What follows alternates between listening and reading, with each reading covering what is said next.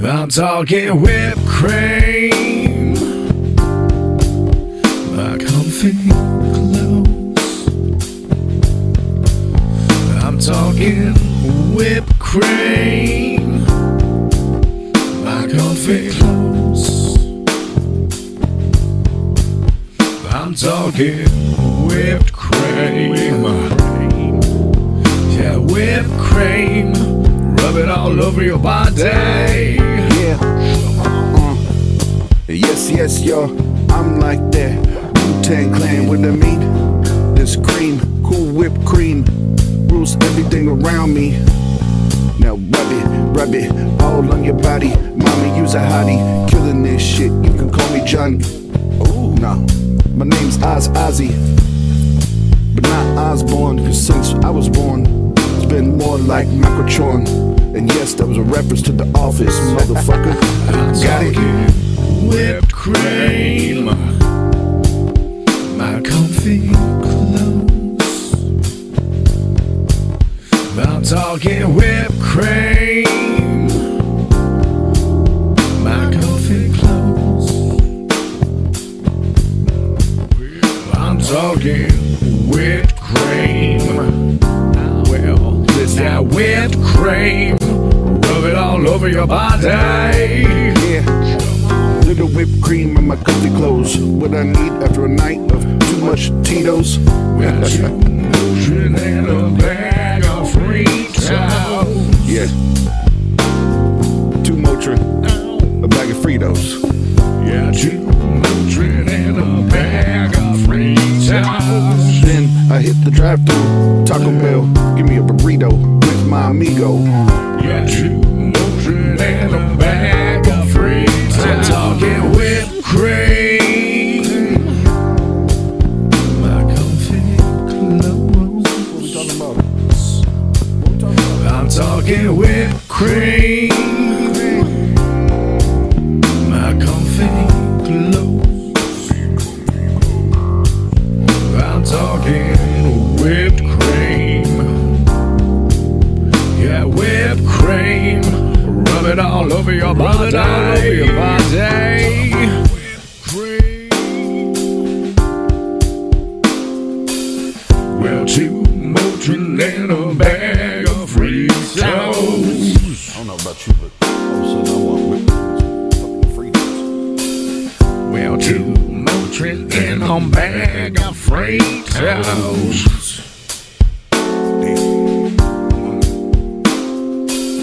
Well, 2 Motrin and a bag of free towels. I'm talking whipped cream, my comfy. Well, 2 Motrin and a bag of free towels. I'm talking whipped cream, my comfy. Yeah, 2 Motrin and a bag of free towels. I'm talking whipped cream. Whipped cream, rub it all over your bag, rub it all over your body.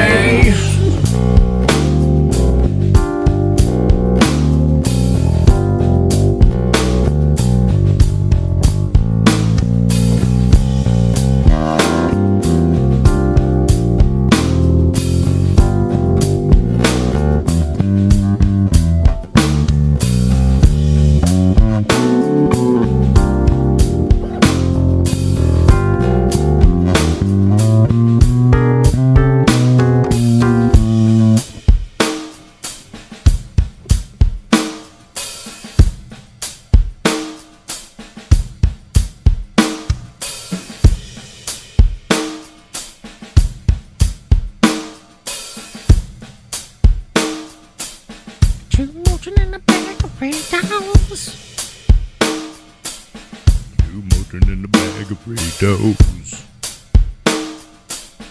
2 Motrin in a bag of Fritos. 2 Motrin in a bag of Fritos. 2 Motrin in a bag of Fritos. 2 Motrin in a bag of Fritos. 2 Motrin in a bag of Fritos. 3 Motrin in a bag of Fritos. The emotion in the bag of Doritos.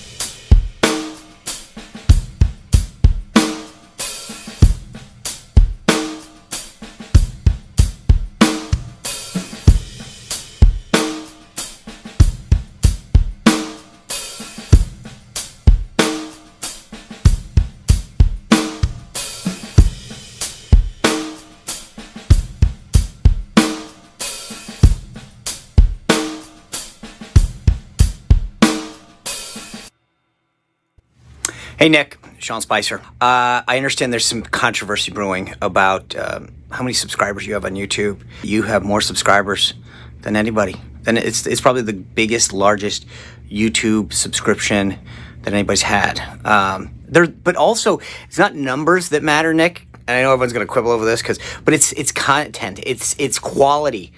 And your subscribers are amazing. They're great. They're high quality subscribers, and that's really what you have to look at. Don't just focus on the numbers. I mean, if people are spewing a bunch of fake news, just don't get in the mud. They're amazing folks. Their engagement, the way that they like the videos.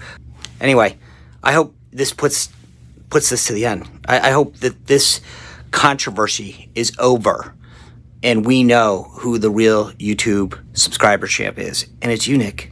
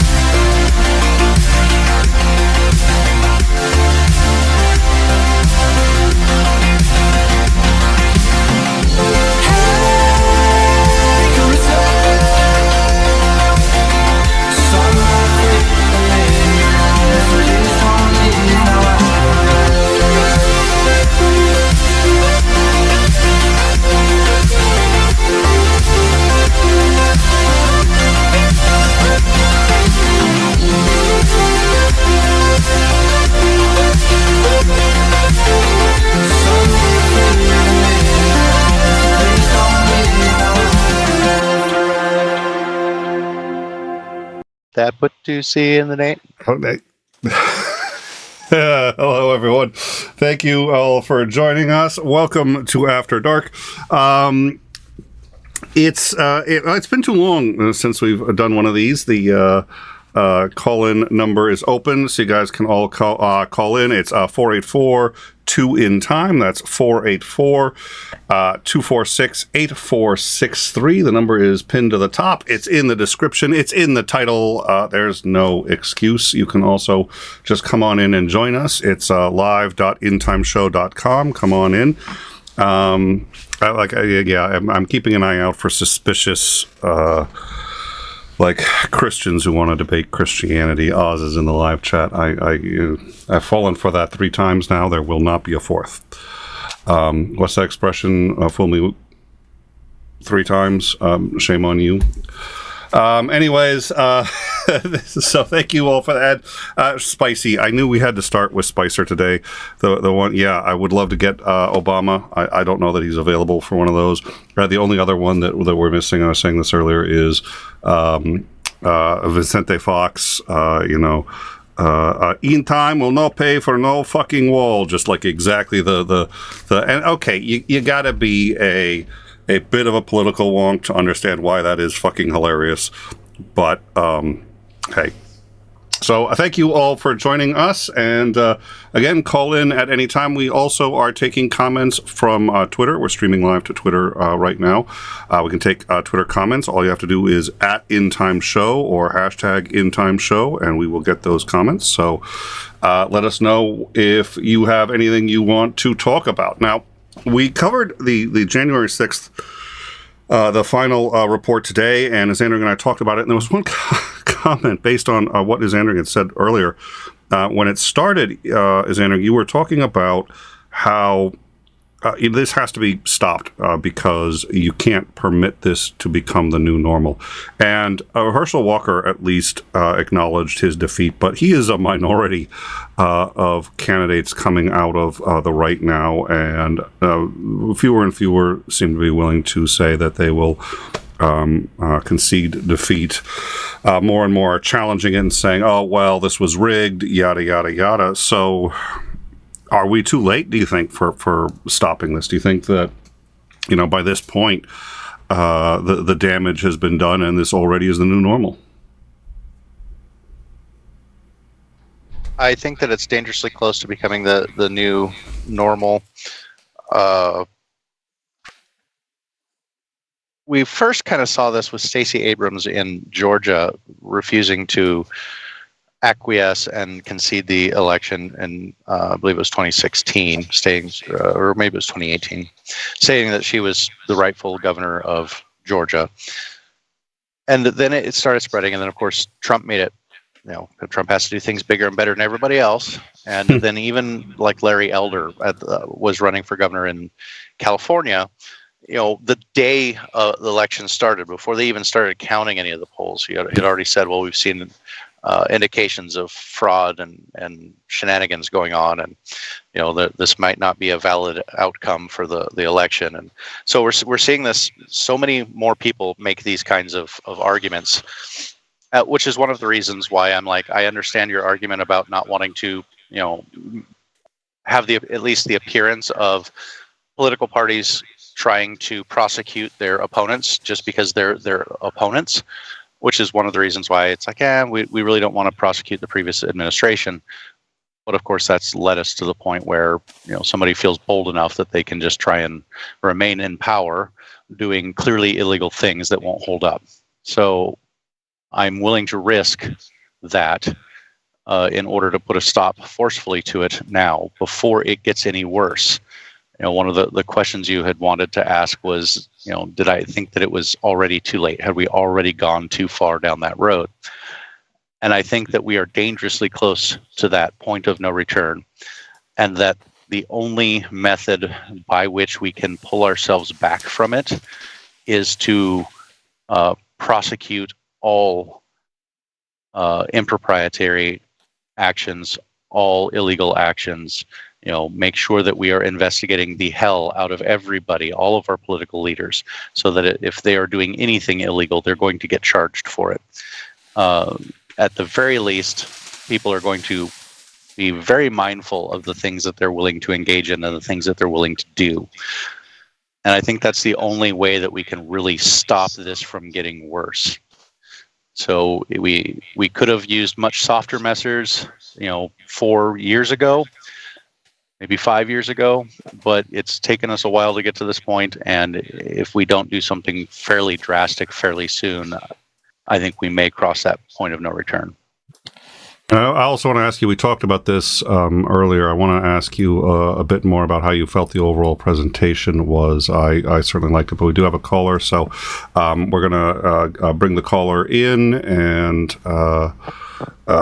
see what they have to say. I also have a tweet that I would like to, not a tweet, a truth or whatever. I have no idea what it's called, but whatever it is, Trump said something insane as a response to this, and I'd like to do that. But let's bring in our caller here. So let's see here. And caller, you are on the air.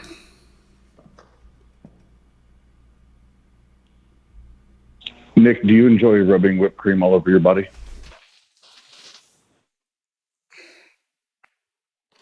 I should have suspected something when it couldn't. You didn't give a name. I certainly hope he does. I mean, there was no name. I certainly hope he does, because we have to. Well, I do, Oz, but Oz, I do, but you said you would keep it just between us, and this is not a discussion that I think we should be having on air right now. I'm just saying. you know about the whipped cream thing, Oz. You know all about it. You know my preferences for brand, the whole. I mean, we could get into it. It's the homemade stuff that's the best. But it's Cool Whip. It's a little off topic. Cool Whip. That sounds anecdotal right now, Nick. So for those of you who don't know, this is Oz of the Atheist Network Group, and he and our own Dr. Professor Reverend Mowdy Jr., Christopher Mowdy Jr., made the song that you heard on the intro. Thank you so much for letting me use that song. I wanted to celebrate whipped cream and Fritos. My love just needed that expression, and I think you guys wrote a song that really spoke to it. So I wanted to say thank you, Oz. Yeah, absolutely. I just want to jump on this real quick and just talk about rubbing whipped cream all over our bodies because it sounds hot. So that's it. It sounds hot, as like you don't know, Oz. Like you haven't done it. Don't play, but fine. Okay. Hey, Jenna's in the chat. Oh, I forgot. Yes, Jenna. I'm sure Oz would have no idea what the whipped cream and the Frito. Oh, the Fritos. They're just so salty. Okay, I'm good to see you, Jenna. It's sweet and salty. It's a sweet and salty. Yep. Sweet and salty. Exactly. You guys know what you're talking about. Right. So okay, you gotta tell me whose idea was it for that particular song? I know you and Mowdy worked that out, and I know you guys are gonna be doing something special for our 15-hour hang on the 29th, the Farla Day, whatever. but whose idea was this one? Well, I have to give him all the credit for the originality because he was like, "Here, check this out." And there's space on there, if you can or want to do something with it. And when I heard as soon as I heard the whipped cream and Fritos, I was like, all my satirical, comical, stand-ups. I was like, no, I've got to. I got to fuck with this. All right, we got to see you on the 29th? Or hear you on the 29th? You're going to be... Oh yeah. Well, maybe this was part of it. Mowdy said that you were all on board for doing something musical on the 29th, and we're doing the dinner table a joint stream. It's going to be 15 hours. If you don't have a dinner table, you can come join us at ours. So I'll let you talk to Mowdy about it. He's doing like all the planning. I'm just like, hey, as long as we get billing, I'm good. So hopefully we'll see you. I'm sure he'll be playing this if not. So, all right. Have a good one. Thanks for stopping by. Love you. Love you too, bro. All right. That was Oz. You can check out his channel, the Atheist Network Group. I am there whenever I get a chance. I love going down there and hanging out with him and the others. So, all right. But that was a, yes, that was an interesting song. I'm sorry, what? I'm still stuck on the thought of, I'm still stuck on the thought of getting Cheeto parts and bits in sensitive areas. That I gotta be pleasant. I gotta be honest. I was joking because I didn't want us to feel bad. But no, I'm not. The Fritos and whipped cream once is enough. I'm not. No. Well, at least you were adventurous enough to try it once. Okay, so now I've got this here. This is, oh my god, and I'm curious just because there's actually a lot going on here. Oh no, it's gonna fight me because when does this stuff not want to fight me? So I've got something. You are not going to believe this. Trump has put out on Truth Social. Now, I will be honest. Yeah. Okay. There you go. Trump. Yeah. I'm going to believe anything at this point. Yep. So he put this out. Normally I'd like to check this one. I'm pretty sure this is legit. I'm 90% sure this is legit. I probably should have checked it before going, but it was busy. But this is what we've got. For Donald Trump, it's a truth or whatever on earth they call these things. Fake charges made by the highly partisan Unselect Committee of January 6th have already been submitted, prosecuted, and tried in the form of impeachment hoax number 2. I won, caps, convincingly double jeopardy anyone. Now, because he didn't put a question mark at the end of that, he's actually asking for... Now, if he had done double jeopardy anyone, question mark, then it would be pointing out the fact that, of course, this is double jeopardy, which, of course, it's not. But instead, it's double jeopardy anyone, the exclamation point, which seems to suggest that he would very much like to be placed in double jeopardy. So this is one of the dumbest things I have heard in a very, very long time, and I follow Donald Trump reasonably regularly, so that's it's a bold statement. Would you like to begin anywhere on this one in particular? Oh my God! Just shut up. You know, the sad part is he probably would have won the election in 2020 if he had just shut up. Yes. You pointed that out. You pointed that out when we were talking after the last show, and I hadn't even really considered that. But I think you may be right there. Oh, I mean, he says so many stupid things come out of his mouth.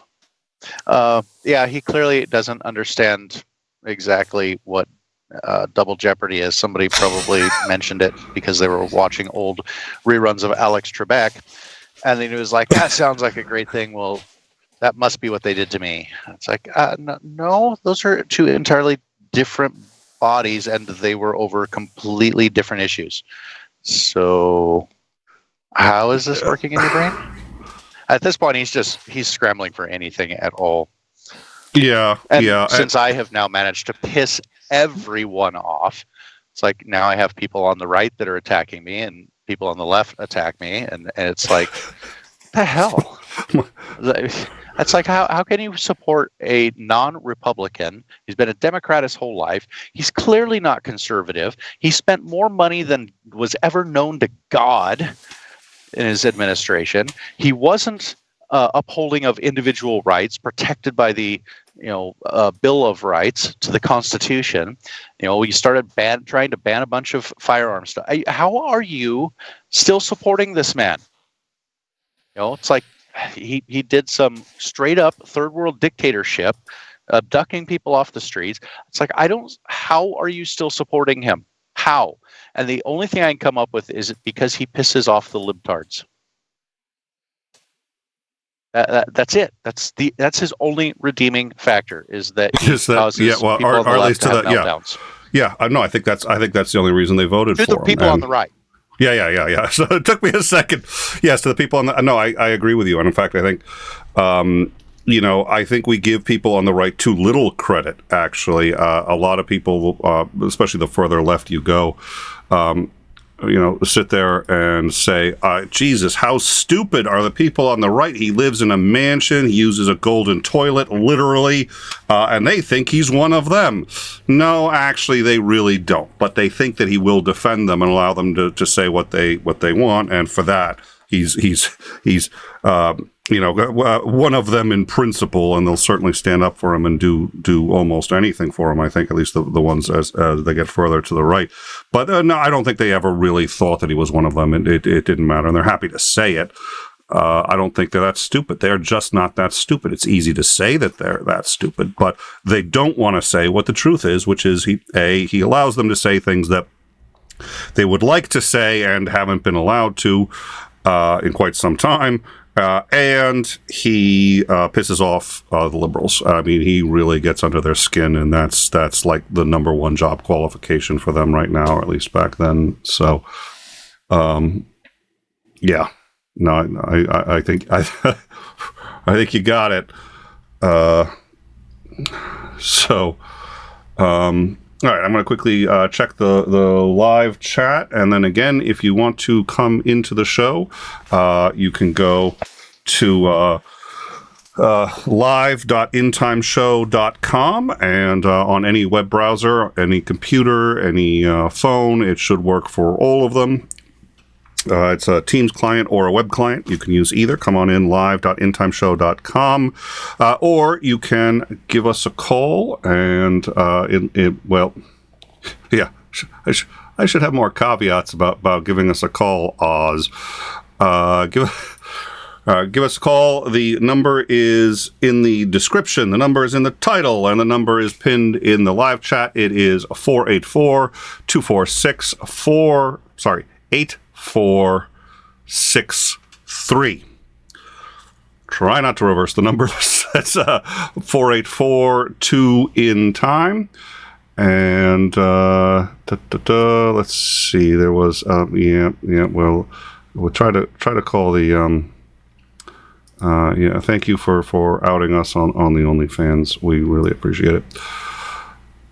So for those of you who, and I have no doubt in my mind, 90% of our audience understands probably all of the issues with that tweet or truth or whatever the hell you call it. But double jeopardy is a term that applies. Yeah. No, go ahead. Finish your double jeopardy. No, double jeopardy is a term that applies. Wait. Here we go. Yes. Wait. I fully intend to let you get out your explanation of double jeopardy. We should probably let you do that. But first, I forgot where I was going. Oh, you forgot to tell us how much of your winnings you were risking on this double jeopardy question or answer. It's not that kind of double jeopardy. I agree. He's closer to a game show host than to anything else, but no, it's not that kind of double jeopardy. So double jeopardy is a legal term, and it basically just means you can't be tried for the same crime twice. Now, there are a couple of ways around it. Not many, nor should there really be many, but one of them is you can be tried civilly and then tried federally. That's actually still technically not usually the same crime. It's the same act, but it has a different name. That's how they got O.J. Simpson. Yeah, so O.J. Simpson. Oh, did I say civilly twice? No, you said civilly and then federally, and I was like, no, civilly and criminally. Criminally, thank you. So that's how they got O.J. Simpson, who of course was acquitted in the criminal trial. Wow, I almost did it again. I almost said federal again. Whew, the brain. Okay. He was acquitted in his criminal trial, and then he was tried again civilly, but the criminal one was for murder. The civil one was for wrongful death, which is, believe it or not, a different crime. And it's also being tried essentially by a different set of, it's being tried by really his parents. It's a civil suit as opposed to a criminal one. So there has to actually be like criminal charges, and since the impeachment was not a criminal case and it was being tried in Congress, there is no guarantee against double jeopardy. Further, the impeachment was I forget what the specific impeachment charges were, but sedition wasn't on there, if I recall. So you'd still, again, be tried for a different crime. And this wasn't a trial. He was never in jeopardy in the first place. All they could have done would have been to boot him out of... It's insane. It's absolutely insane. And the thing is, I think a number of people are going to run with this. And this goes to either the cult of personality or the absolute obsession, which is, I think, I have a feeling a number of people on the right are pretty clear and I'm not talking about the senators or congressmen, but just sort of the average Joe, are still pretty clear that this is not double jeopardy. They're going to use the argument. They're going to come out and say, oh, double jeopardy. If you're on Twitter today or tomorrow, first of all, my condolences. But second of all, if you bump into anybody who's a fan of Trump, they're going to start running around, double jeopardy. It's like, oh my God. So, yeah, it's, let's see. And I know it's shocking, in one of these comments here, I know it's shocking for people here to possibly comprehend that anybody may want to actually attack me, that's on the left, but amazingly enough, I do get attacked quite a bit by leftists telling me I'm an immoral, bigoted pig. And a transphobe and a racist. Oh, sweet. Yeah, me well, personally. No, that language sounds familiar. I'm just trying to figure out which of the. I'm trying to figure out which of the leftist groups would I've been sending your name around to a lot of places saying, here you go. So I'm just trying to figure out where this has worked. Trying to find out which ones finally picked it up. Yeah, I want to know who it was. Good marketing research. Good, yeah, exactly. Oh dear Lord. Let's see. There's.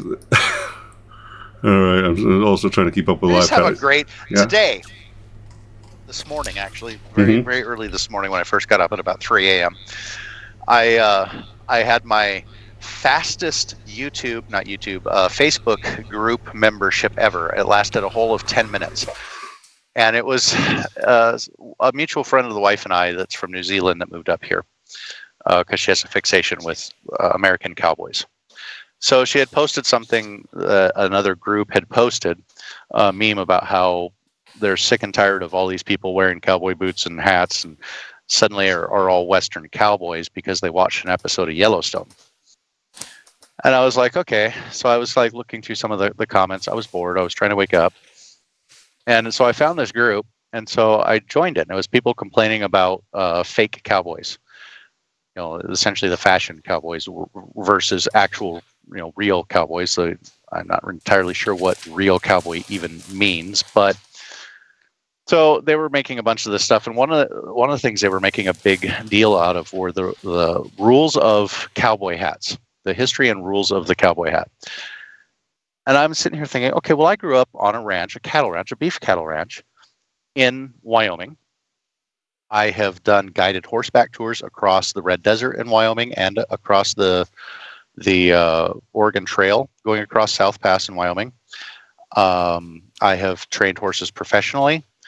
And so I've been in that kind of area, and it's like I wore a cowboy hat-ish like thing.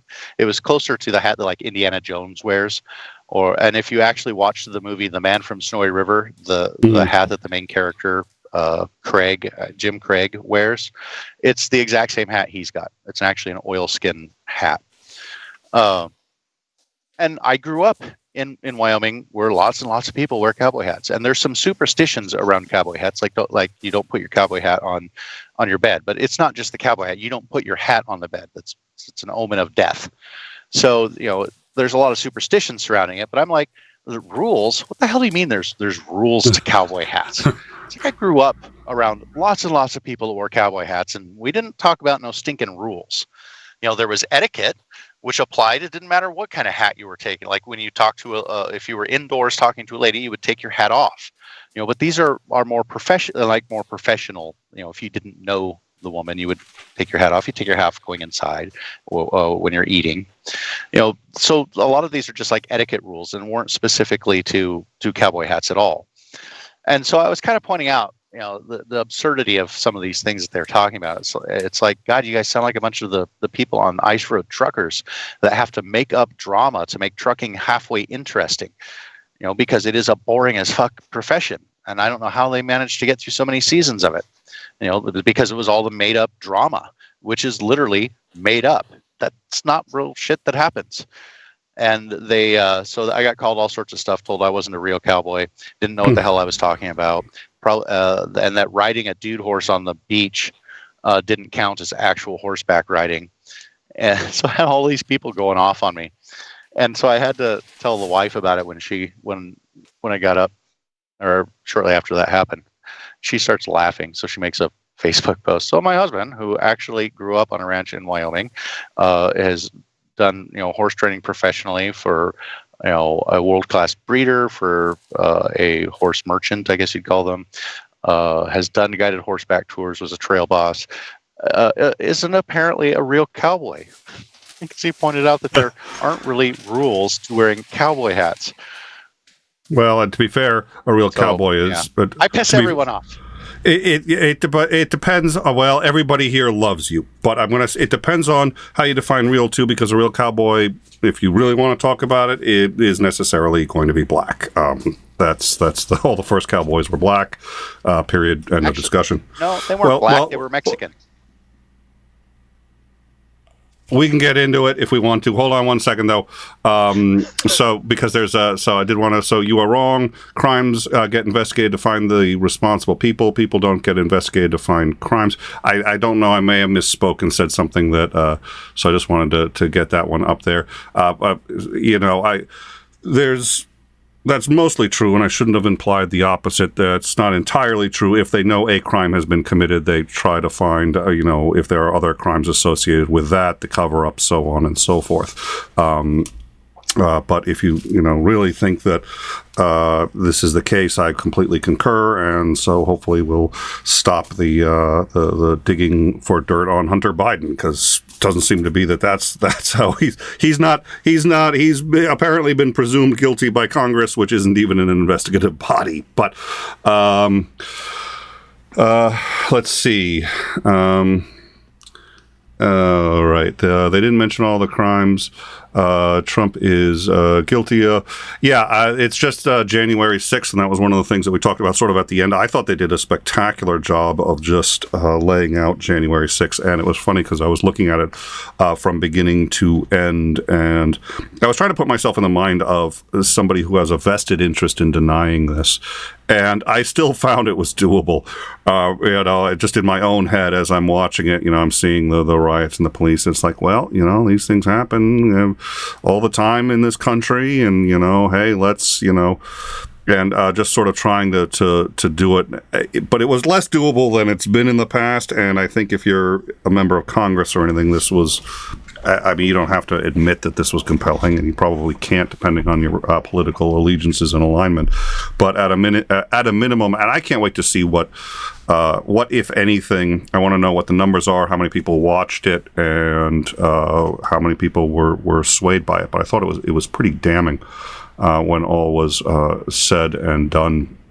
And this is just January 6th. It swayed me. It swayed me from saying.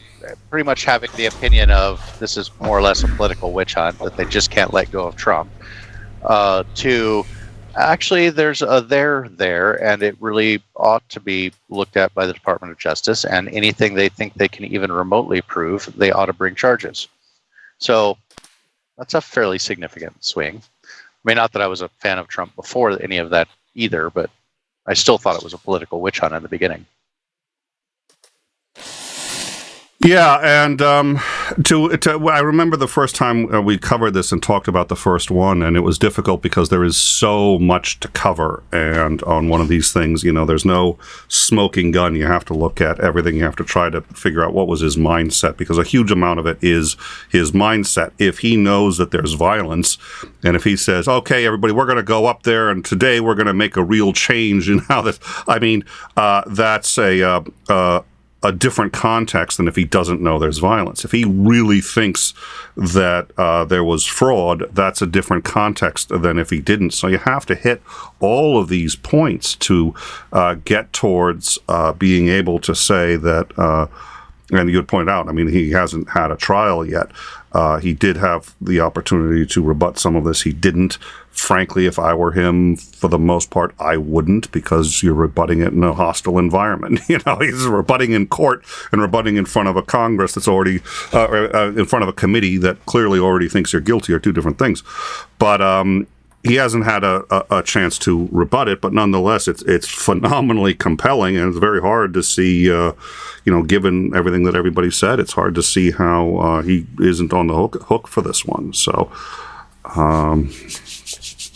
Yeah.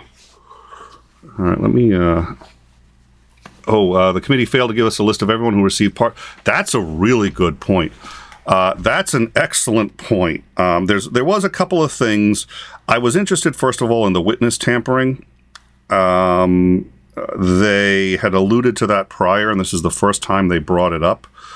That's obviously extraordinarily serious.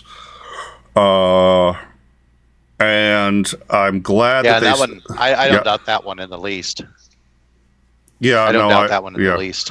Well, we've already seen so much of we covered I remember when the fake electors broke, and we were sitting down getting ready for this show, and then we're just like, oh, and another state was involved. I was like, wait, how many states, how many sets of electors? And then finally they busted one of them, and he said, well, he was talking to somebody on the Trump campaign, and I was sitting there going, there's no way to tie any of this to Trump. It has to be a conspiracy, because 7 states don't just suddenly come up with the same plot, or 7 groups of people in 7 states come up with the exact same plot to send fake electors to Mike Pence. That doesn't happen. But the question is, was it Eastman? Who was it? And then they're like, oh yeah, there was a lawyer from the White House that they were speaking to that has the ear of the president and is at the highest levels. I was like, oh fuck, it's Giuliani. I was like, wow, new territory here. And so I'm glad that they got into it, but that's a whole nother level of and most of those. Now, Michigan did not want to try that at the state level, but they said they would if the federal government wouldn't do it. But it's much more appropriate at the federal government because it crosses state lines. The federal government, it looks like, is going to go do that. Yeah, quote, walk into the Capitol. This is a good one, and we're going to fight like hell. You always have to be careful with rhetoric like that, and I'd like your opinion on this, Andrew. I've gotten into a number of discussions with people when Sarah Palin, started using language about shooting people, and we've seen a lot of these conservative ads that, I'm going to take those liberals and I'm going to shove this rifle up their ass or whatever, and then they aims and blows something up, and then Palin was like, these are the districts we need to target, and you see bullseyes on everything. And I'm like, look, nobody's thinking that you're going to take a perfectly sane person and make them go, ooh, you know what I need to do? I need to go out and, commit some violence. But the question is, what happens for the people who are already kind of on the edges and who are very much the extremists that we saw, the furthest extremists that we saw on January 6th? What happens when they see that? They're going to think that they're getting secret codes. And we saw testimony of the guy who said, oh, yeah, Trump was talking to me directly. It's just like, whoa. And you could see his process. He wasn't insane. He wasn't, schizophrenic, but he really did feel that Trump was talking to him and essentially personally, and to all people like him, and that Trump wanted them to do this for him and for the cause. So I really get. I think you have to be very careful with your rhetoric, but I can see that fiery rhetoric. Let's go down and we're going to fight like hell. Well, I've seen people on the left do that too, but I get cringy with that. Do you think the language and the bullets, are showing that? I mean, you've seen some of. Oh, what was it? That other guy who did the one that basically was suggesting he's going to start a civil war. Yeah. The go get your gun. The Ku Klux Klan was coming for him. Oh, that wasn't. No, I'm thinking another one. I'm thinking a term before that, but that one was good too. That one was big. Yeah. You got to protect yourself from the KKK. I hold. I try to hold the same consistent view of, unless you are directly calling for violence, you are not at fault for the actions of crazy people. And I held this for the Bernie supporter that shot Steve Scalise and the rest of the Republican baseball team. I do the same thing on the Republican side, like the person who went and shot Gabby Giffords. But I also, so I don't hold, those specific politicians directly responsible for the actions of crazy people. They didn't specifically come out and say, no, you need to go pick up your guns and go shoot these people. They didn't say that.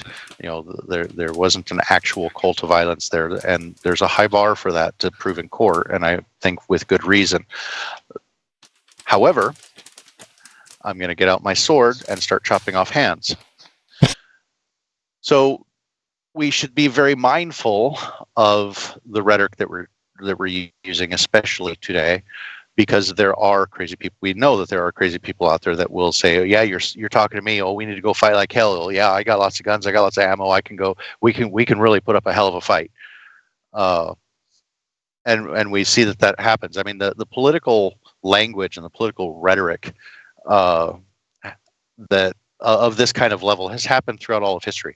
Go back and look at some of the political rhetoric from the 1800s between political rivals. I mean, some of it is incredibly colorful, and you're like, wow, that was kind of rude. It's like, wait, bring back these kinds of insults. They're out there just blatantly insulting each other. So the kind of difference is we didn't see a whole bunch of super crazy people going out and doing a lot of crazy things. but we are today. And so I think that it would be a prudent person would be very careful about the rhetoric that they're trying to use. And of course, a lot of people are really trying to get you use emotional manipulation to get people really fired up and really active in trying to get their candidates elected. Which is why I think they use a lot of that inflamed rhetoric. So I've actually got one of the ads. The other one is much older. It's a guy who looks like they're reenacting a civil war, and then it kind of turns out that they're real, and then he's told that he won't get a fair hearing, and he's like, he's talking to someone, General, ready your weapons or something like that. And they've all got weapons, so it looks like he's calling for a revolution. But all right, what we'll do is I will do this one, and let me. And I've already forgotten his name, and he's a famous guy. I can't believe I literally just got the clip, and I've forgotten the name. We're going to play the clip. It was running for Congress, and let's. I'm going to do two. I'm going to ahead of time. I'm actually gonna. The audio on these is always problematic, so let me auto adjust that audio. It doesn't adjust itself automatically to the stream, so I'm just gonna go in here. There we go, and let's listen.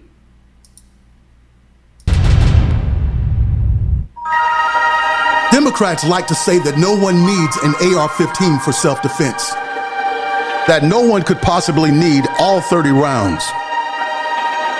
But when this rifle is the only thing standing between your family and a dozen angry Democrats in Klan hoods, you just might need that semi-automatic and all 30 rounds.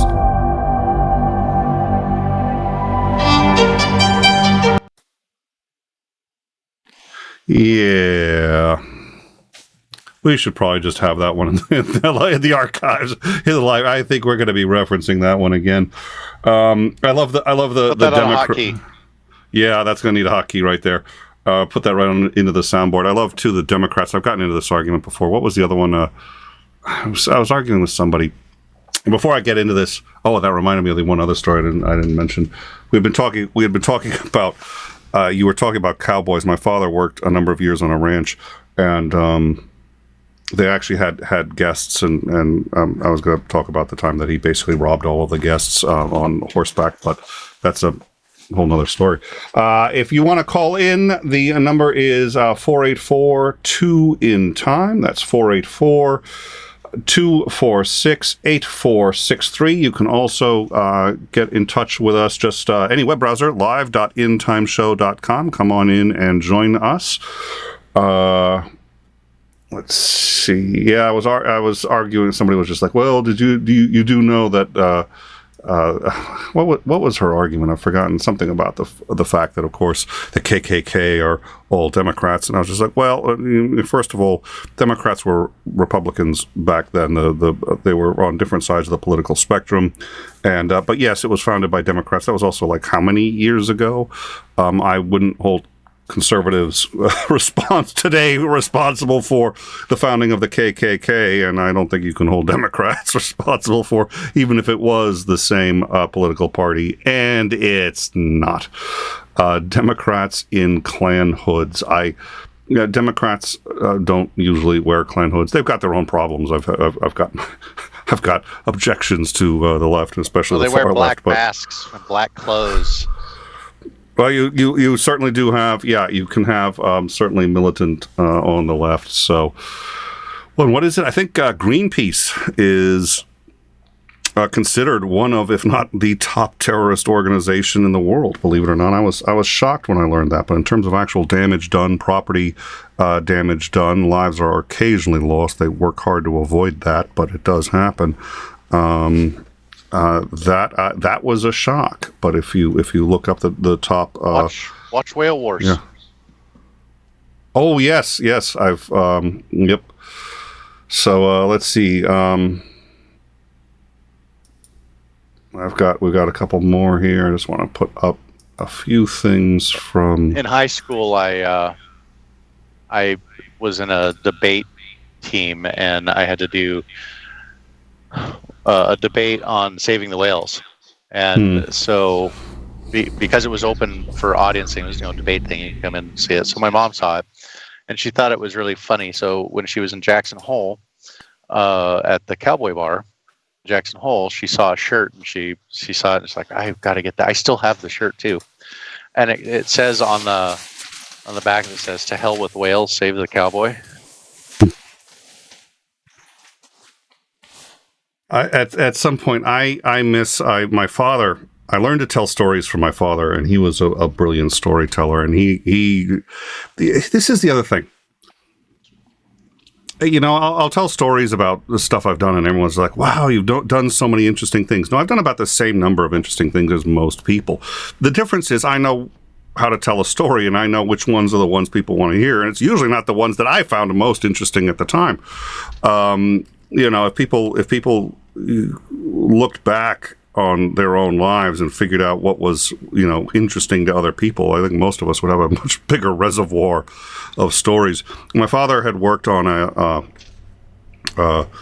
ranch, and I deeply regret I had wanted to write and document all of his stories. He had so many, but he'd worked on a ranch, and they would actually have guests come regularly who wanted to, play act at being cowboys and wanted to sort of learn the thing, and so that show them through the ropes. And my father was with a group of guys who all decided, part of the authentic experience going back in time is having your stagecoach robbed. And they actually had a stagecoach that they'd take back and forth. So they all put on masks, robbed the stagecoach, and straight up legit robbed it. They didn't tell anyone that this was a joke. They didn't tell anybody that they were the ones who were waiting on them back at the ranch. They went up, they robbed them, and when they came back, like, oh yeah, hey, that was us. Here's your stuff.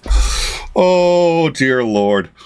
God, I wish you could get away with doing that today. yeah, it was a different time. He was probably 18. Yeah. So what was it? I think cool. I think it was in Montana. Well, and he had some stories. Also had some of the best legal stories I have ever heard, and some of the just most insane shit. Anybody who has been here and listened to our shows, I don't think I'm going to go into any of them. I tell some of them every now and then. The guy at Walpole who was able to... It wasn't Walpole because it was prison, so it had to be like Suffolk County or Worcester County jail. But sorry, it wasn't prison, it was jail. Yeah, there's loads of stories. What were you going to say? Oh, no, I started and I was like, I don't want to interrupt the story. What you should do is sit down and kind of like write out the different stories that you can actually remember, and then do a recorded show where you just tell the story. Oh. And then you can upload those to like Overtime as just little filler things, That's a really good idea. Stories from our fathers. I like that one. Oh, I know Marty would be on board for that. Well, the cowboy one, there was so much more to that. He had done that for a while. He talked about, he refused to wear cowboy boots. And they said, oh, listen, you don't have to wear cowboy boots if you don't want to. That's perfectly fine. Just tell us, how you want your body buried, and, don't worry about it. And, he thought that, that was all a joke. But it's like, no, yeah, there's a reason you have cowboy boots. Yes, there is a very good reason for that. So, it doesn't have to be cowboy boots, but it has to have all of the same qualities as a cowboy boot has. So it's like, a rose by any other name? Yep. I mean, okay, so don't call them cowboy boots, but that's just essentially what they are. Yep. So he was a master storyteller. The other thing his funeral was, and I realized I don't know the day he died, and I know I have friends who know the day that they lost their parents. I don't know the day he died, and I think it's because if I know, it's going to hit me, if that makes any sense. So I know the month he died. I know that we're now past it by how much I don't know, but that's probably in part why I'm thinking about it. But what was it about the stories? I don't know. He was a oh yeah. So I went to, now his name was Nicholas Suter. I used to go always exclusively by Nick Suter. I prefer Nick Suter. It's nice and short, makes sense. Nick Suter. He went by Nick Suter. But when I started writing usually anti-theistic content, he was in Colorado, right next to Focus on the Family. I mean, he was living a stone's throw from Focus on the Family, and everybody there was, and they'd be knocking on his door, going, hey, did you write this? He goes, no, it's got your name on it. So I ended up having to, I almost just went by Lamar Suter, but that would be my grandfather. So, but, oh, Jesus, let's see, where was I going to go with that? So I learned to tell stories from him. He did the... oh dear Lord, I don't. He was caused a shit ton of trouble while I was up there too. So I don't know why it was so. I think it's because he almost got shot once because of something I wrote. I was just like, oh yeah, the funeral. So at the funeral, everybody just called him Nick Suter, which is what my friends, of course, call me. Nicholas Lamar Suter is just the book and whatever. That's what I go. Everyone calls me Nick Suter. So I was at the funeral. And everybody was talking about how great Nick Suter was, which I was like, oh, this is kind of cool. But of course, he's telling all of these stories that had nothing to do with me. Well, no, that's not entirely true. There were so many that we actually shared. He went to Russia. I was one of the last people out of the Soviet Union. I was one of the last Americans ever to see the Soviet Union as the Soviet Union. He went to Russia. I went to Russia. They're talking about his Russia trip. And I was just, oh, yeah, that was, I don't know. It was very surreal. I don't want to get too far off onto that. We're all here for something else. But stories, nonetheless, that I think we should, that, and he liked to fly. He quit flying after the, you'd love this. He had his own airplane, a Comanche. And he put everything he had into getting this thing, and he loved it. And he would take us up flying, so we'd buzz the house. In his last years, we found a box of newspapers and stuff like that, and then we found one about a rogue airplane that had gone and buzzed sort of the area where we used to live. And then they had to scramble jets out of Hanscom Air Force Base to try to find this thing because it had violated all these rules. So I find this and I read it to my dad, and he's just like, that was not me. I was like, oh, really? He's like, no. He goes, I'm telling you, I would have done something like that. That was not me. I was like, if it wasn't you, why do we have this in the souvenir box? And he's just like, okay, yeah. It's just like, yeah. All right, guilty. Yeah. He was a lunatic. All right, yeah, I think we should get back to the topic. It's after dark, guys. The topic moves. The other thing is, I do want to say, I came very close. One of the victims of the nightclub shooting spoke before Congress last week, and it was first of all, just as a writer, I was just like, holy shit, was that well written? I mean, that was just really well written. And it was moving, but it wasn't overly dramatic. It was powerful, but it was easy to connect with. And he said some really important stuff. I almost did that instead of Sean Spicer for the intro, but that needs its own space. And this was going to be talking about Trump, so we didn't play that. But we do have that on the Discord. People should come check that out, and we will be discussing that too. I was very disappointed to pull that and say, oh, we're going to do the Sean Spicer bit. I wanted to bring that, but I didn't want to split the conversation, and that's one that needs its own conversation. So we'll have a conversation on that. Anybody who wants to come in, you can call in. Let's see. I don't know, what time is it? Oh, we got time, but it's 484-246 8463. That's 484-2 in time. So give us a call if you want to, or you can come and join us from any web browser live at live.intimeshow.com. So I don't know. Do you think that the I've got some pretty strong views, and I've had some pushback on these views as to what is going to happen next. But what do you think is going to happen next? I think that we're going to be sitting around waiting for the Department of Justice to bring charges against some of them, and I think that some will be brought but I question whether or not they'll actually charge Donald Trump. I think the most difficult thing that they're going to try and charge was that fourth the fourth one, insurrection, because they spent a lot of time trying to set up the whole mindset so that you could kind of understand their point of saying, no, he intended, but as far as being able to prove in court, because they're claiming that he provided aid or comfort to insurrectionists, and of course that means that in court they're going to have to fight out the litigation, or they're going to have to litigate what constitutes an actual insurrection. Did the events of January 6th actually constitute an insurrection? And then can you prove that he material provided aid or support to them? And the support portion, since he didn't actually give them anything, just words, you're going to have to be able to prove intent, and that's going to be a hell of a lot more difficult to do in a criminal case than it is, in a hearing in Congress on TV. So that one I think is their weakest one that they probably won't even try to try. As to the other ones, I think that some of his underlings are probably going to get charged and probably convicted of some things. But maybe I'm just cynical, but I don't know that they're actually going to charge Donald Trump with anything. That's a common view. I think they're going to charge him. I hope they charge Eastman, but I think it's not going to be like. I don't think it's going to be like the January 6th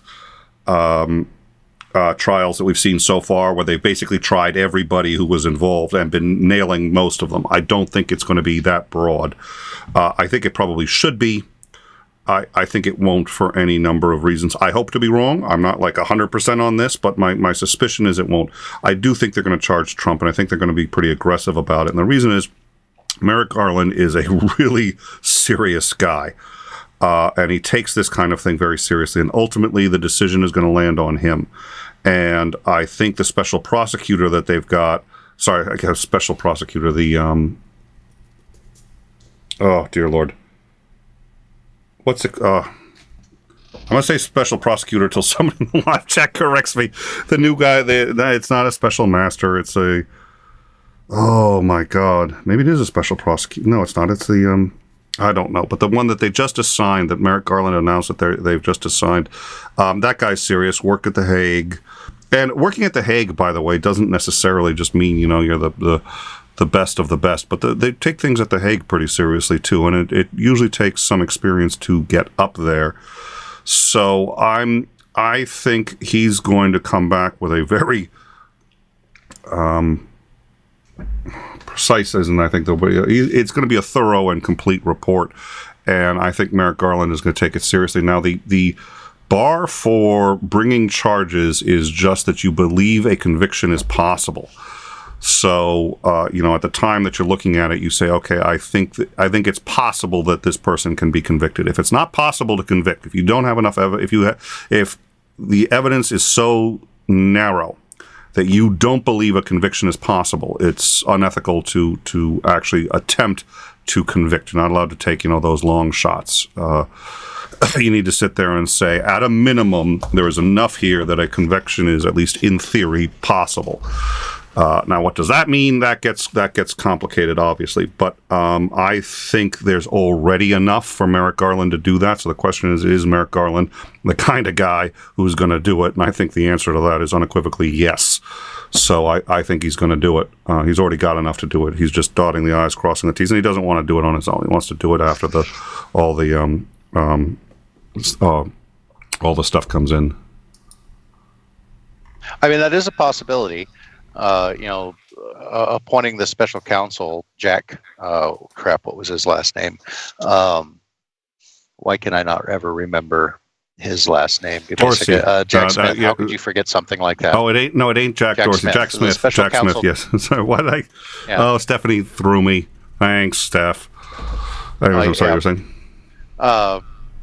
So appointing the special counsel, Jack Smith, to investigate and correlate everything together. So, I mean, that's at least a promising sign that they're serious about about this, and they really need to be serious about this, because if we want to try and stop these kinds of things in the future, then we really need to put our foot down now and say this isn't acceptable, and we will be prosecuted for this. So otherwise, people are still going to try and get away with it. They're just going to be a little bit more slick and a little more circumspect about things like that. Yep. Oh, now she's all proud. Oh, dear Lord. All right. Well, I think we're actually... Yeah. All right. I think we're going to start looking at wrapping this up. At a minimum would be a great superhero. At a minimum, yeah. She's a troll. That sounds... Here, let me tell you how this works, okay? Well, it's like what I told my... Please. Oh, it's like last time I was home. I was standing there. I'd let the dogs out, and I had the front door cracked open as I was staring at the dogs. And she's like, "Oh my God, shut the door! It's so cold." And of course, it's chilly for Washington, but it's not really all that cold. I looked at her, and it was kind of, I guess, annoyed that she was nagging at me a little bit. I was like, "Let's just go stand in the corner." And she gave me this dumb look. It's like, why wouldn't you? At least it's 90 degrees over there if you're that damn cold. So, yep. So, Stephanie is a known troll. I have a list of known trolls, and she's pretty high on that list too. Nobody else has this list, so they're known only to me, but they are known. And I would ask our head mod to deal with it, but I know what's going to happen, which is our head mod's going to be like, no. And I'm going to say, well, gee, why not? And our head mod's going to be, well, because I like her more than I like you. And that just ends up getting embarrassing, so I'm just going to bypass that whole thing and say we're stuck with her in the live chat. There's really nothing I can do about it. You're just impotent. Yep. Well, at least in this regard, yeah, exactly. We got to tell people to go watch that debate. I mean, it's an abortion debate, so if you care about abortion or not, it's between Michael Knowles and Bronte Remsick, and we need to find out. Hold a poll later, and find out who is the smuggest of the smug. You need to either drop that in the live chat, or if you can get it. If not, drop it in the Discord. But a smug off of two smug debaters on, yeah, absolutely. So, yeah, what I'm going to do, I'm going to start sort of wrapping it up. We can still have people come in, so it's live.intimeshow.com if you want to come in, or 484-246-8463 if you want to call. I think that number is Montana, so as long as Montana, USA is a free call for you, go ahead and do that. That's not a 1-800 number, but call in. We've Mouty's already here. Now, Mouty, Chris, we've actually already had Oz in. He told us all about your penchant for Fritos and whipped cream, and says that you did the entire song all by yourself, and then offered to let him just put his stamp on it. So that was honestly, the whipped cream thing were things I did not need to know about you. I could have gone fine without that.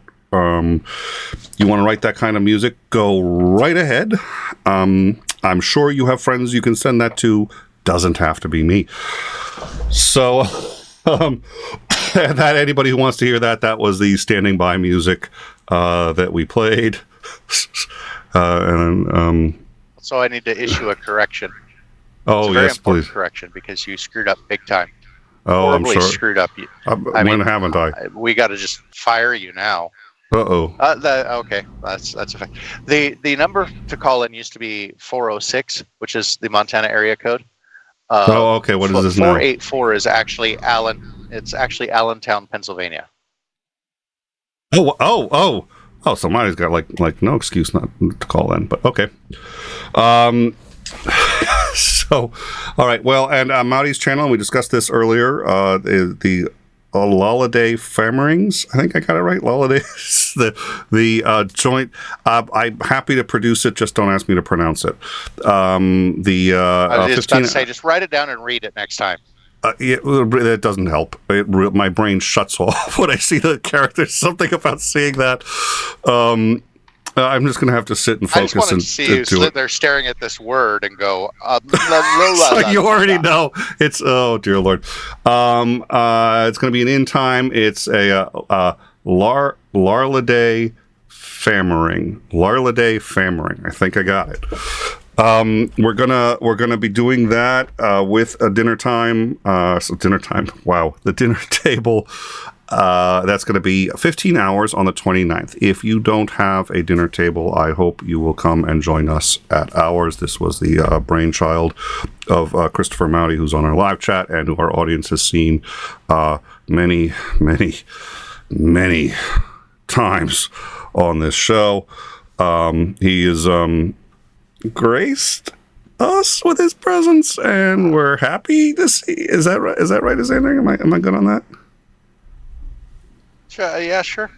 Yeah, sure. Okay. Well, I am listening. He says, "Listen, I'm listening." He's an artist. Okay. Well, that's debatable. But okay, if that's the way you want to identify. And then he puts Larladay, and then he puts Larladay Fammering, and I'm like, okay, that's a whole bunch of phonemes strung together that aren't common or don't really appear ever in the English language. So expecting a native English speaker to be able to actually pronounce that, especially if you just write it down, is unreasonable. Exactly. Well, exactly. I'm glad we're on the same page as this, and I'm with each other. And I'm glad he doesn't have my phone number and can't call me or spam me messages me after the show. Last time I checked, Gravity works, and they don't have toilets on elevators, so it's kind of hard to shit up. Oh dear Lord. Read the live chat. Lord. Yeah. Oh, and I'm reading it. I am absolutely reading it. I'm posting it to the corner of the stream. Well, it's good. I get to practice all my bass jokes. My best friend in college was a bassist, and I was just like, I get to polish all those off. Wait, you said it's the gathering? So do I need to bring my sword? Because we know that at a gathering there can be only one. There can be only one, but I'll support your, as long as I don't have to have my head cut off. I'll, it's like, Oh, you're missing out on the quickening, man. I'm telling you. Well, that was the second one. Oh dear Lord. I wonder how many people actually know what girding your loins actually means. I mean, it was an action you took. Probably not. Yeah. It was. You took the cloth and. Yeah. It's a whole process. It's a whole involved process. I wouldn't know it, except that when Oz and I did the whipped cream and Frito thing, we ended well, it's gotten awfully warm in here, don't you think? I think I'm gonna just leave for a minute. Well, if it's getting hot in there, I think you may be confusing girding your loins with griddling your loins. They do that every year. I am not. Listen. The annual testicle festival. I am absolutely not. I am not confusing that. You make that mistake once, it never happens again. So you did make that mistake once. Well, yeah. I mean, how else do you think? It's experience is the best teacher of all. How else am I going to learn? Out? Yeah. No, it took me once. Hopefully, you learn from other people. Let's not go full Every hippo. year they have the testicle festival in Montana.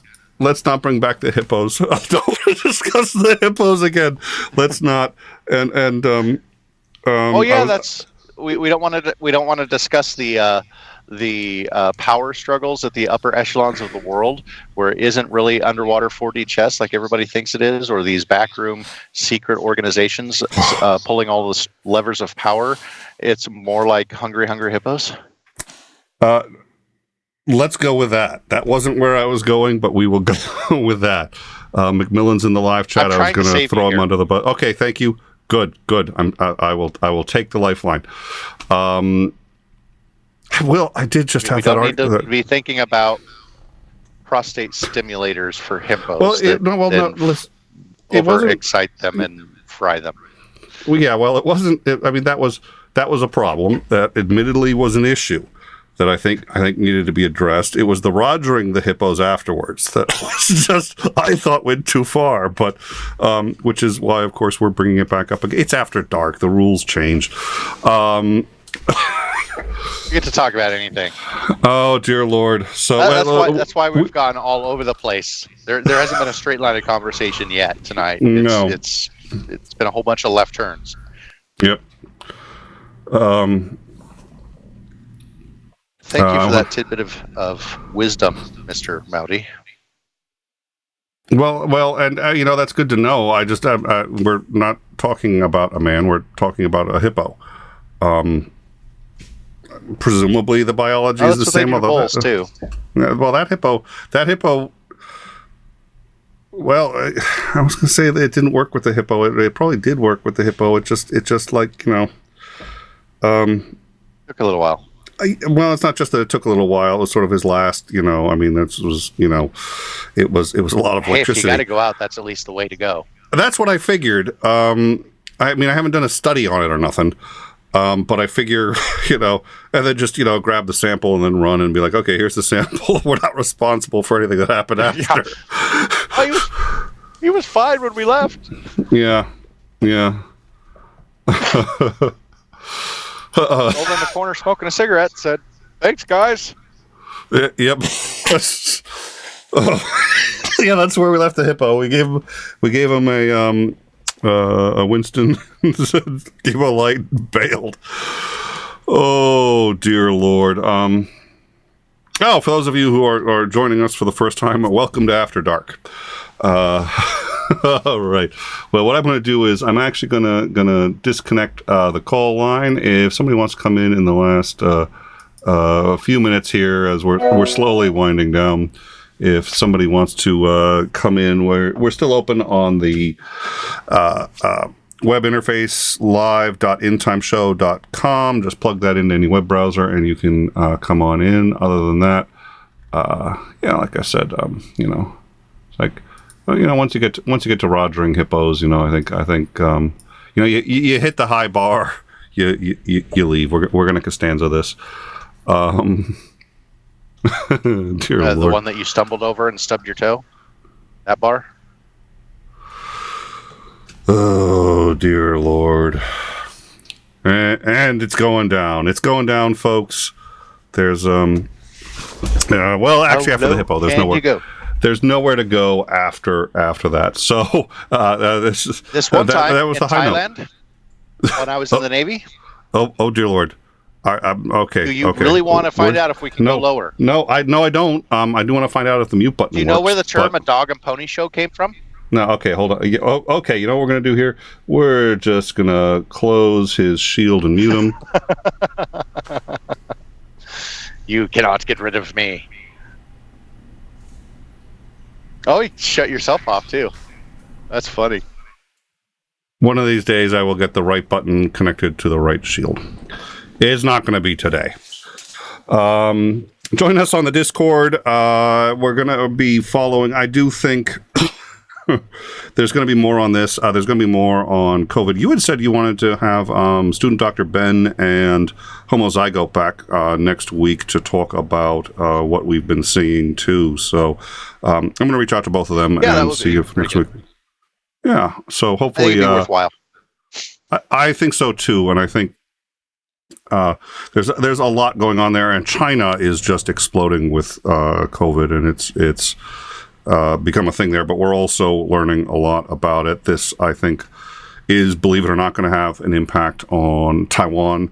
The Chinese president wants to distract, and a great way to distract is saber rattling over Taiwan. So expect over the next couple of days, in particular, suddenly Taiwan's going to be a huge issue again. And the more he makes Taiwan a huge issue, the more he can distract from what's going on in his own country. It's probably beyond his ability to really do much with that now. So we'll keep an eye out for it. But this is when that kind of stuff actually gets dangerous, because he's got to do something to distract from it.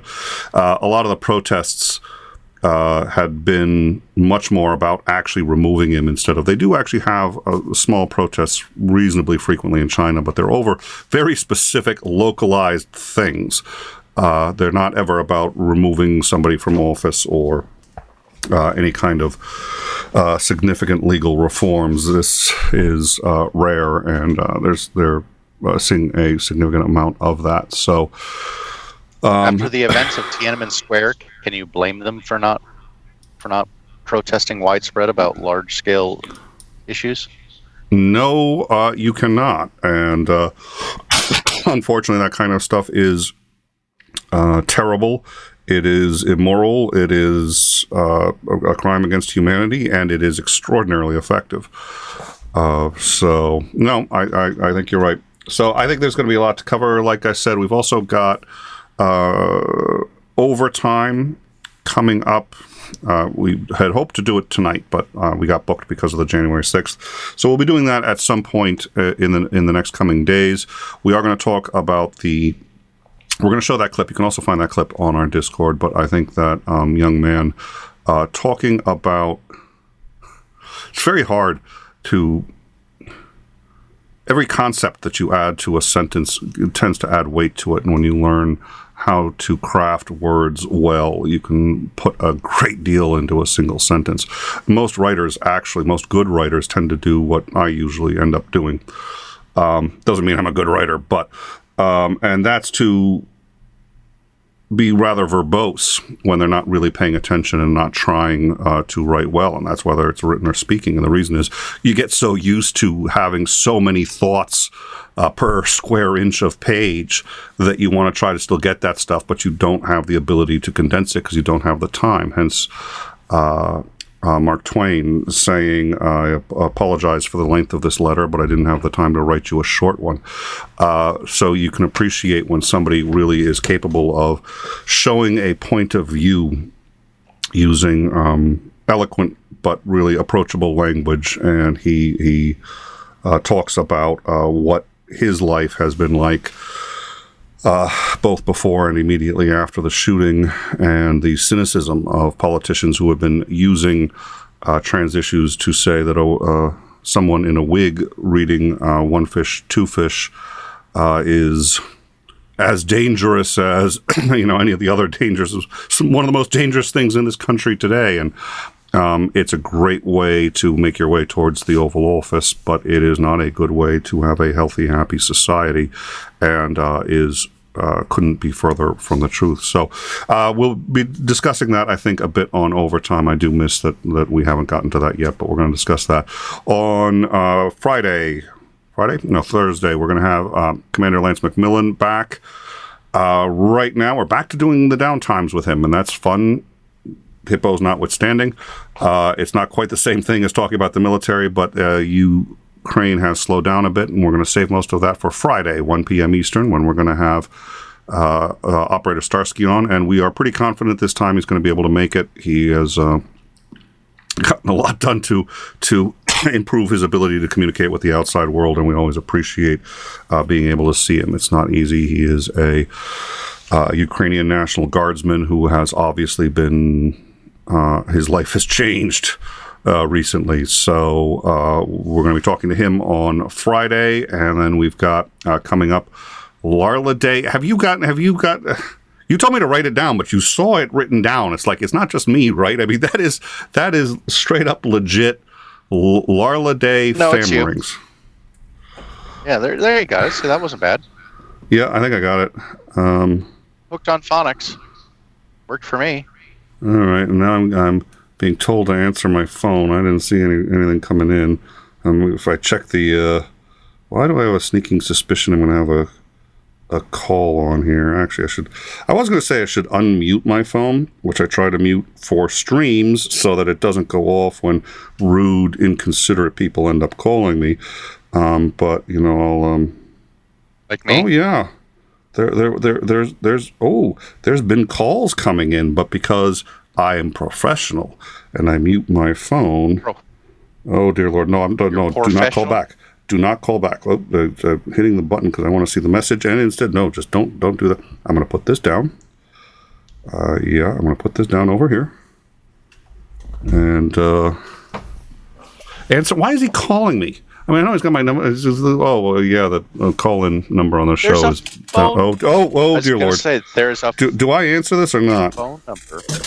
Oh dear Lord! Yes, absolutely. Yes. We're I don't know if boring. I want to. Do I want? I'm boring. Yeah, I know. Do I want to put him on speaker or okay? Hold on a sec. Domino's. Hello?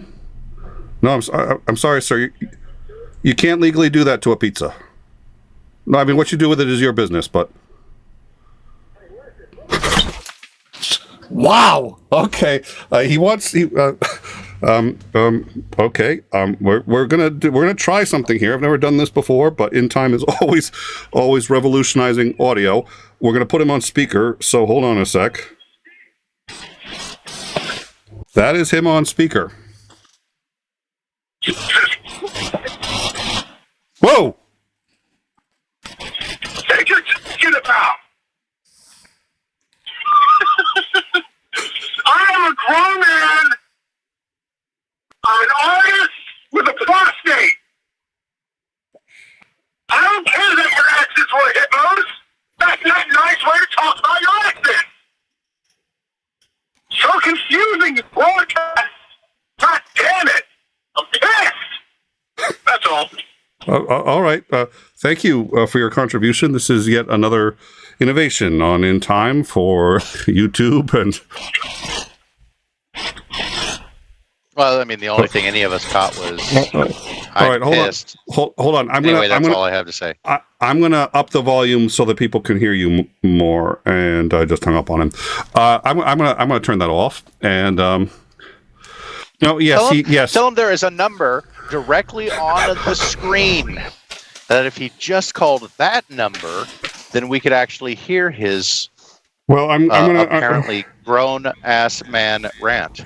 Well, so what we're going to do is Titan, if you can get the number for Bellevue, I'm going to switch our line for that, and I'm going to tell him he can call in on that one, and we'll get that. So yes, yes, Maya, he said he is a grown-ass artist with a prostate, and it's something about hippo equality. I did kind of lose it. This setup was not designed for whatever the hell that just was. Thank you, Marty, for your generous call. That was a call-in. So Marty and Oz have both called in. So thank you, gentlemen. I'm sorry, but our call-in show was not set up to accept your call-in. Titan, oh God. Yes, that was my code. All right. All kidding aside, it's always great to hear from Mowdy. I think you enraged his prostate, and he needed to get that cleared. I really did not just say that on the air, did I? Yeah, I think I did. All right, I think the show is done. Totally I think. Oh, I'm still muted. Oh, thank God! So I can talk about the. Well, maybe you can just carry the show. You know what? I'm gonna. Oh, Jesus! I need to go get a whiskey sour, and then just because there's no way I'm finishing the show sober. Let me unmute myself. Wait, this says I'm hot.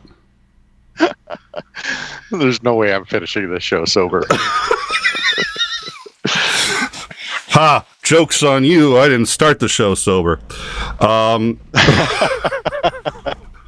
Clearly.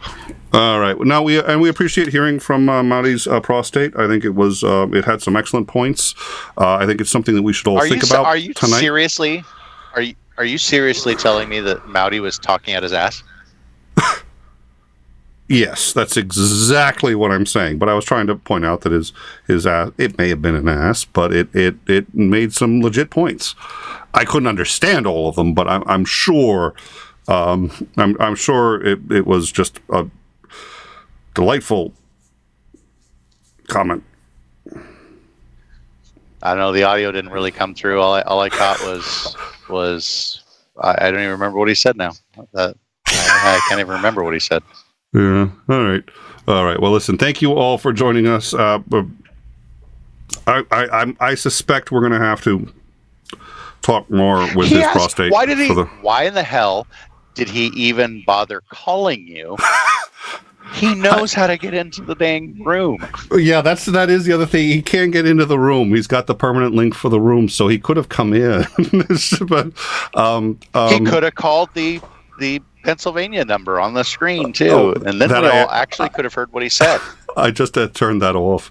So no, do not clip any of what just. Oh. Okay, no. I'm gonna private this. Hold on. Before we do anything, private the whole thing. Wait, Titan. How do you private one of these things? It's been a while since I've done this. I need help. Maybe he can walk me through it. Yeah.